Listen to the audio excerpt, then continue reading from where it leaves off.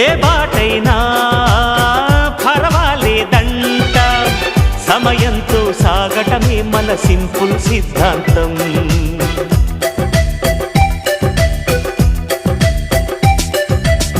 చిరుగాలికి పరిమళమిచ్చే సిరిమల్లెల వనమై ఉందాం, గగనాన్ని నేలను కలిపే హరివిల్లుల వంతెన అవుదాం.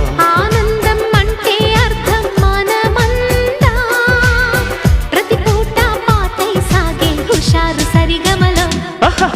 ఎన్నో ఎన్నో రాగాలుండే సంగీతం కాదా, చల్లకి నవ్వుల కేరింత.